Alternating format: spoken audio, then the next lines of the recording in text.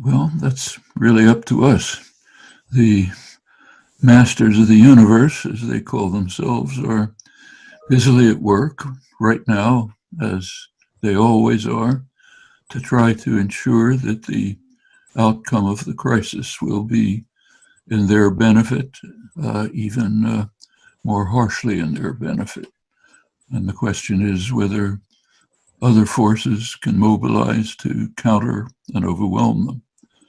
So, for example, right now, if you take a look at the huge stimulus program that the Trump administration came out with, the biggest in human history, in U.S. history, maybe human history.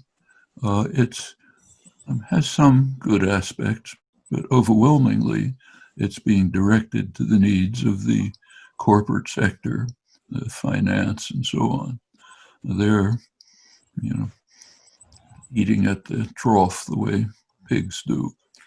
And if it continues that way, it offers essentially nothing to the people who are the worst victims. And I can go through this in detail. But yes, that's what's happening. Meanwhile, the fossil fuel industries, who are intent on making as much profit as they can before they destroy the world, not in the distant future, they're appealing for more funding, more deregulation, and of course being offered it by the criminal Trump administration. So that's the kind of thing that's happening before our eyes. We can either counter it or allow it to come. Could be a much better world. This is a good opportunity for people to think of what kind of world we want. Do we want to go back to the tragic history of recent years, or do we want to overcome it? And there are many ways to do it, different in different countries. Problems in the US are very different from the problems in Egypt. But in each place, there are ways to try to overcome the tragedies and criminality of the past. But it's not enough to know that it's possible. It's necessary to pick up the ball and run with it. Well, the U.S. actually followed its usual policy when some favored dictator is in trouble, case after case. Somoza, Marcos, Duvalier, many others. The pattern is to support him as long as it's possible. But when it becomes impossible, maybe the military turns against him, the business classes turn against him.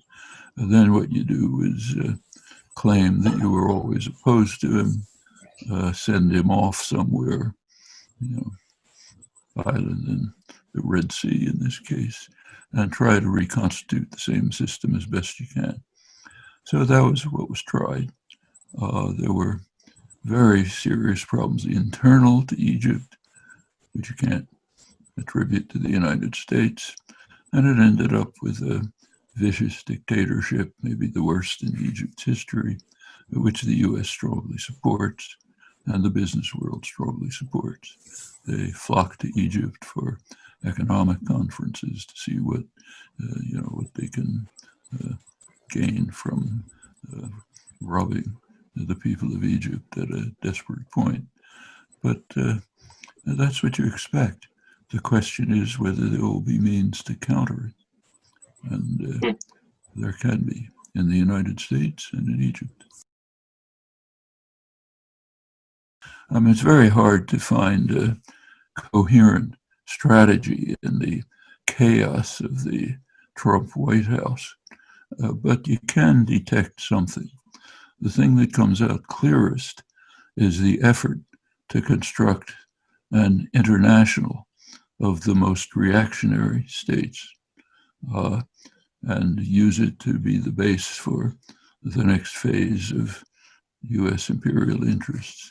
So it's in the Middle East. It means Sisi's Egypt, the Gulf family dictatorships, Israel is right at the center of it, they're all now cooperating almost openly, moving a little beyond to Modi's India, vicious Hindu dictatorship, racist dictatorship, which is trying to destroy the huge Muslim community and dismantle Indian secular democracy, moving on to Europe, countries like Hungary's Orban, which is verging on fascism, Salvini in Italy, who's reconstructing something like Italian fascism. In Latin America, the prize example is Brazil's Bolsonaro, who's actually competing with Trump to see who can be the most evil figure in the modern world. And if you can meld all of these together, you have a reactionary international which can serve as the base for extending, maintaining US power. There are particular enemies. The main enemy is Iran. The reason Iran is an enemy is well explained by US intelligence in their briefings to Congress. The problem is that they point out that Iran has very low military expenditures, even by the standards of the region, let alone the United States. Its strategic policy is deterrent. I want to try to deter an invasion long enough for diplomacy to enter. They say if they are thinking of developing nuclear weapons, which they may or may not be, that would be part of their deterrent strategy. Now, who is it who's opposed to a deterrent strategy? Well, rogue states, countries that want to be able to use force freely without any impediment. And there are two of them, Israel and the United States. So naturally, they can't tolerate a deterrent. Incidentally, it's worth remembering, in the US, you just can't talk about this. Maybe in Egypt you can. There's a very simple solution to any potential threat that anyone thinks Iran might pose with its weapons programs. Very simple. Actually, the answer was presented forcefully by Egypt 30 years ago. Establish a nuclear weapons-free zone in the region with tight enforcement, which we know can be done.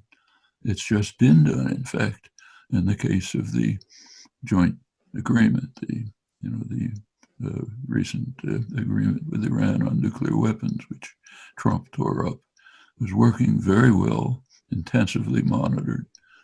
U.S. intelligence, International Atomic Agency recognizes that Iran lived up to it. So that's not a problem. So establish a nuclear weapons-free zone in the Middle East. Egypt has actually been in the forefront of pressing for this since the 90s. Comes up every 5 years at the nuclear review meetings. Every time it's vetoed by the United States. Nobody else is opposed. Iran is strongly in favor. The Arab states are in favor, led by Egypt. The non-aligned countries, 130 countries, strongly in favor. U.S. vetoes it. Why? The last one was Obama, incidentally, 2015. The answer is known to everybody.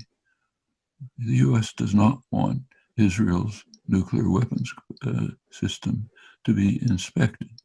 In fact, the U.S. does not even admit that it exists.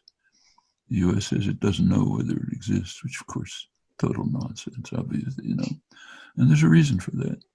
If the U.S. conceded that Israel has nuclear weapons, U.S. laws would begin to be invoked, and U.S. aid to Israel would have to be canceled. Not allowed to give aid to countries that develop nuclear weapons outside the framework of the Non-Proliferation Treaty. So in order to protect Israel from inspection, the U.S. is willing to face serious dangers of major war breaking out, maybe just by accident, in its conflict with Iran. It tells you something very important. also helps explain why this can't be discussed in the United States. You take a look to a Google search, try the New York Times search index, can't mention it. It's perfectly obvious, it's right in front of everyone's eyes. As I said, Egypt is in the forefront of pressing for this, has been for almost 30 years, but you can't talk about it. Well, that's the reactionary international has to be aimed against Iran. In fact, the way there's plenty wrong with Iran. We could spend a whole session on the rottenness of the government, but that's not the point. At this point, Iran is suffering very severely from the virus, and the United States is consciously, openly trying to rapidly and massively increase the crisis, kill as many Iranians as possible by tightening the sanctions regime. Sanctions regime is illegitimate to begin with. The U.S. is the only country in the world that can impose sanctions, has about probably 30% of the world's population under sanctions. And U.S. sanctions are third country sanctions. Other countries have to observe them, even if they don't like them. So Europe strongly opposes the sanctions on Iran, which are now being used, extended, in fact, to increase the torture at a time of need. They oppose it, but they can't do anything about it. Because you oppose U.S. sanctions, U.S. power throws you out of the international financial system. Okay, so you have to follow the master. None of this is acceptable. Cuba has been under murderous U.S. sanctions ever since it achieved independence, not because of anything it does, only because of, as internal documents in the U.S. concede, because of what's called its successful defiance of the United States. And you can't do that. The world is run like the mafia. And if you defy the Godfather, you're going to be punished. Okay? That's the way much of the world runs. Israel is called the one democracy in the Middle East, but that's deeply flawed. I don't have to go into the details. For half the population that Israel rules, it's not just lack of democracy, it's virtually living in a prison. Even within Israel proper, there's extreme discrimination. But going to the Arab world, there actually has been one free election in the Arab world. It was in January 2006 in Palestine.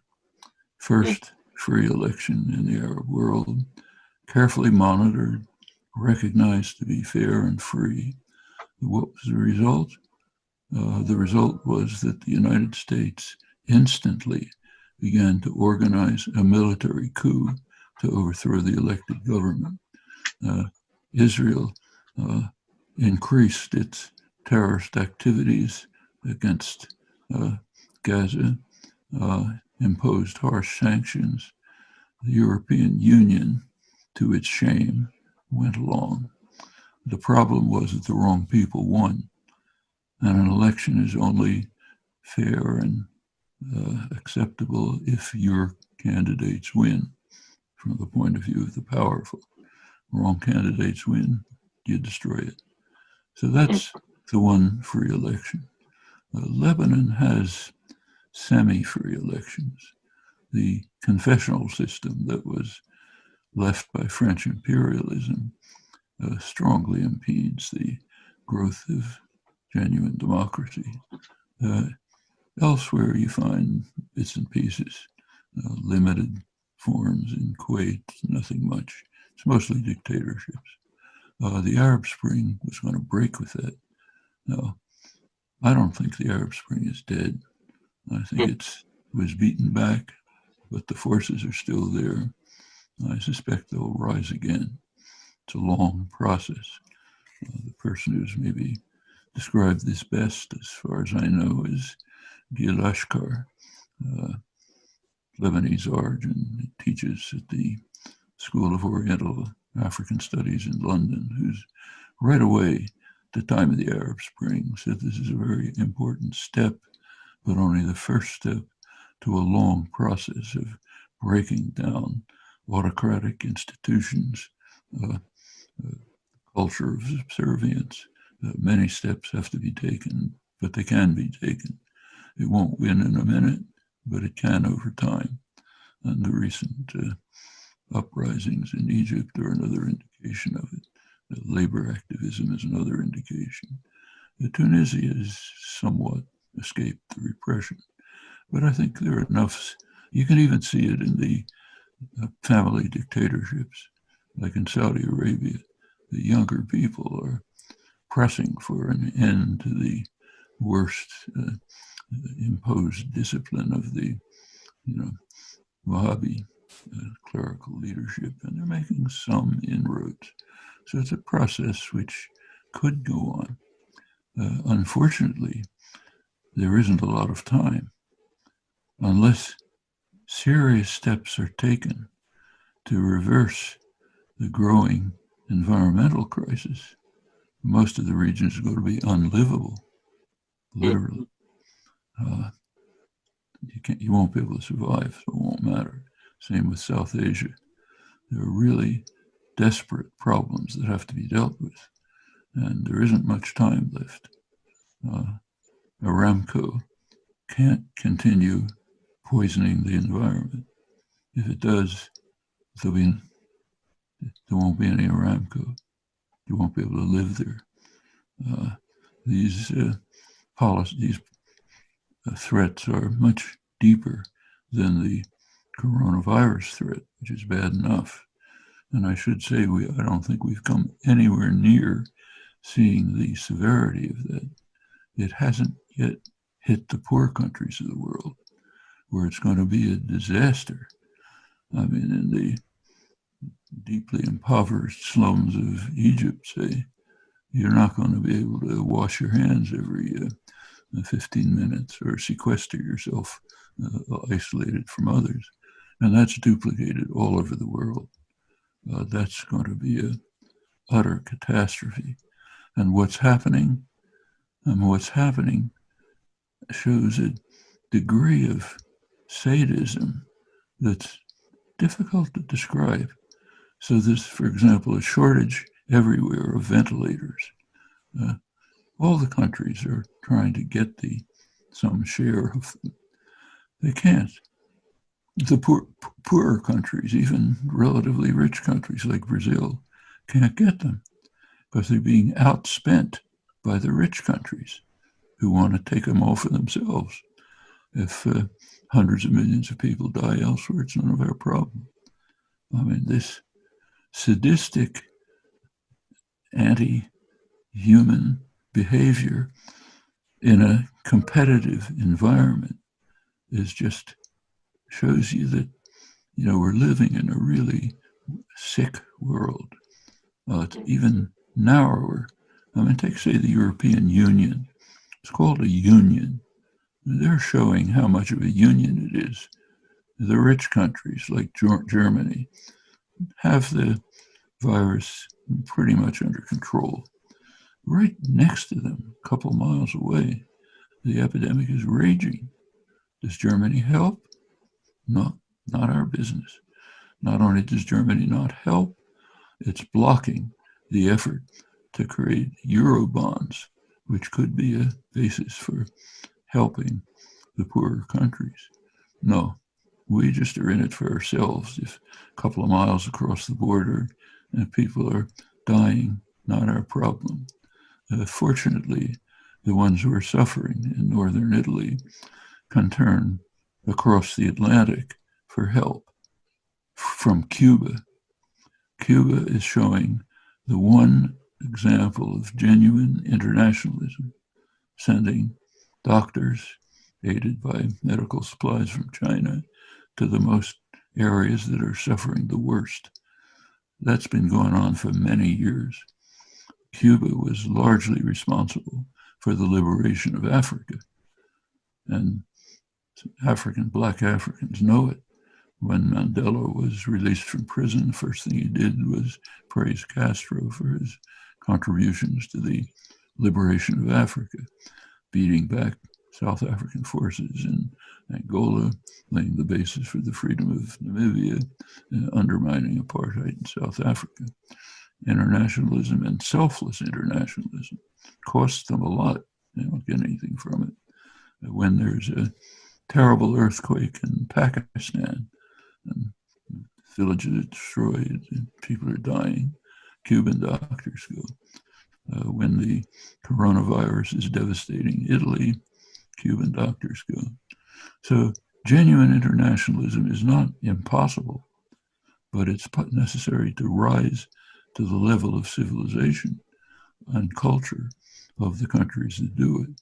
Meanwhile, right next door to Cuba, Trump canceled all aid to Palestinians, all, through UNRWA, Palestinian hospitals, and he explained his reasons. They're not respectful enough of me. Okay? If you shine my shoes, maybe I'll give you some pennies. But if you're not respectful enough, I'll strangle you. That's right next door to Cuba.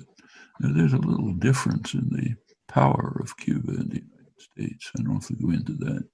And as I mentioned before, Cuba's been under harsh U.S. sanctions ever since it gained independence. Well, the interesting thing about the Kushner-Netanyahu deal of the century, Netanyahu is basically the author. He handed it to this little boy who's Trump's servant to make it look at what's coming from the United States. The interesting question about this is why anybody is paying the slightest attention to it. Suppose that this proposal had come from China or Germany or any other country in the world. You wouldn't even bother to laugh at it. It's ludicrous. Why even look at it? Well, that's a sign of U.S. power. When it comes from U.S. power, no matter how ridiculous and grotesque it is, that becomes the central issue. So you read the sober discussions in the newspaper. It's, will it work? Is it fair? Is it going to have this defect or other? The proper reaction was to laugh and throw it aside. It's not even worth laughing about. If you want to know what kind of deal it is, just look at the right wing of the Israeli Foreign Office and what they come out with. That's the deal of the century. We don't have to go through the details. See? And to its credit, it actually sort of formalizes what has been U.S. policy anyway.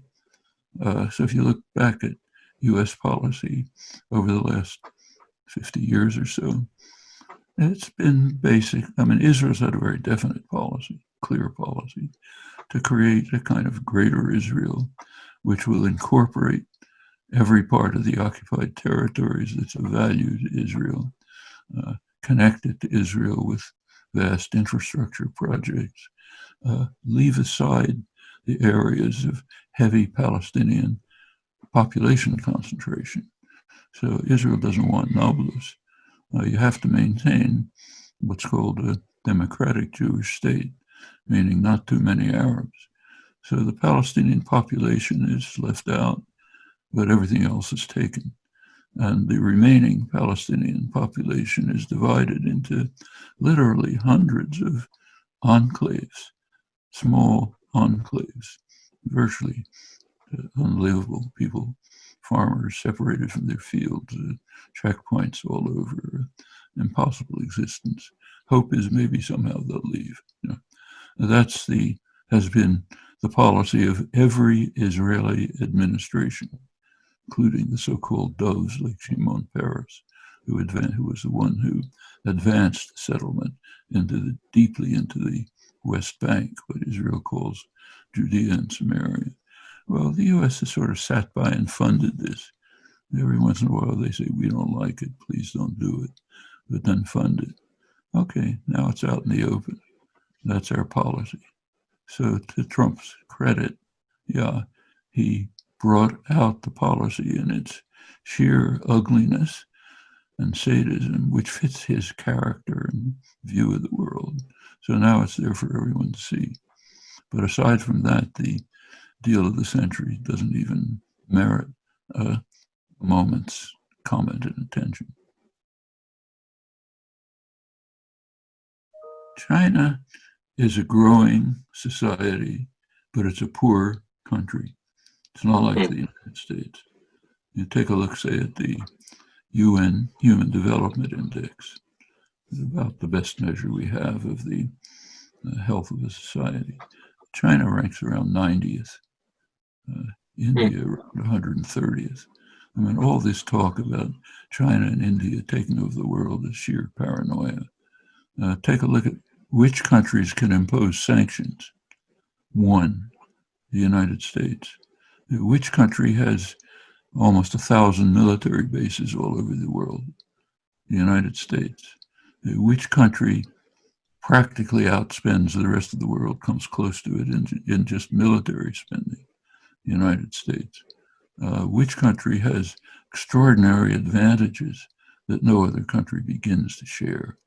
Huge territory, enormous resources, homogeneous population.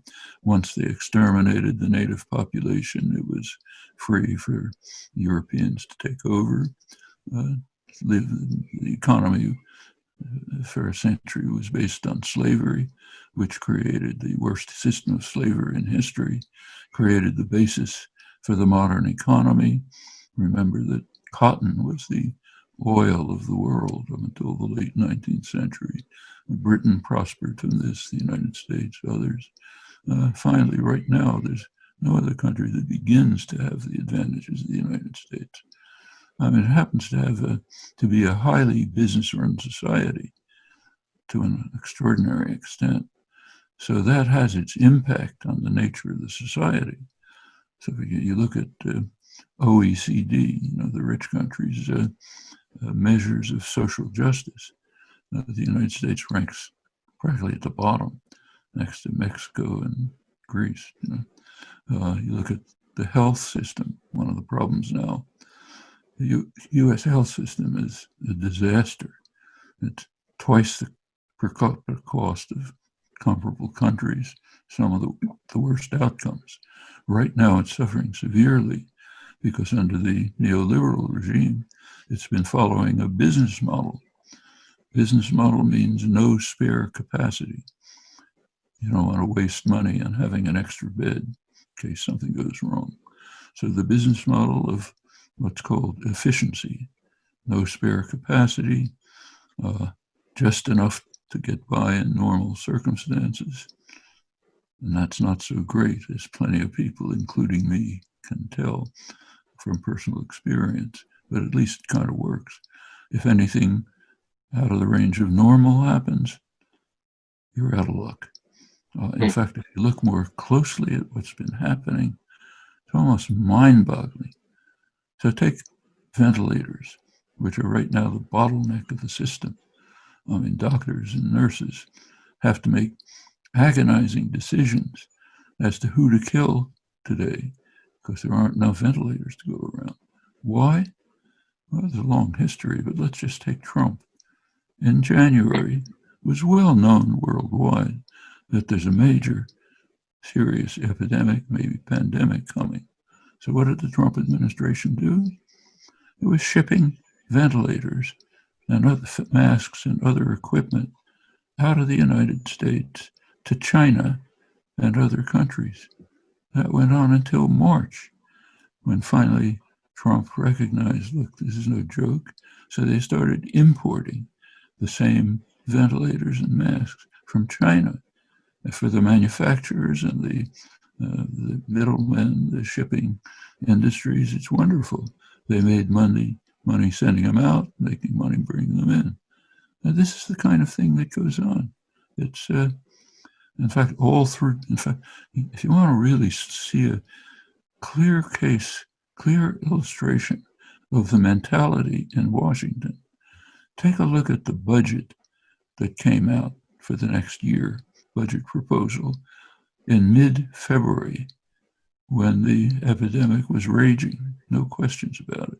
Mid-February, Trump comes out with his budget, it calls for continued defunding of the Center for Disease Control and every health-related component of the government. So keep defunding them, as Trump had been doing all through his term, right in the midst of the pandemic. But other things have to get funded, like huge subsidies for the fossil fuel industry. That's the budget. And of course, the military. That tells you just what the mentality is of this criminal gang in the most powerful state in world history. Okay? Naturally, people are afraid of it. In fact, the United States around the world is feared and hated to an astonishing extent. You can see it just reading the Arab press. You do it much more than I do, but just my little reading of the translations, it's unbelievable. In fact, I'll give you a personal anecdote that illustrates it. There's an internet scam going around, some lunatic article claiming the United States started the coronavirus in order to kill people in the world and take it over. It's attributed to me. Totally false, of course. I'm getting letters from all over the world, including friends, including colleagues, serious people, saying, thank you for finally telling the truth. I mean, hatred of the United States is so extreme that people believe anything. But the power, you have to bow down before. It's strong, can't do anything about it. Until in the United States, its own population manages to dissolve it and turn it into a more free society. The young people who worked hard for Sanders feel very depressed and think it was a failure, but they're mistaken. That's part of another odd fact of the United States. There's no history. There's no historical continuity. There are no movements that continue and go back for a long time. Every movement is started from zero, mostly young people, so they know nothing about what happened before.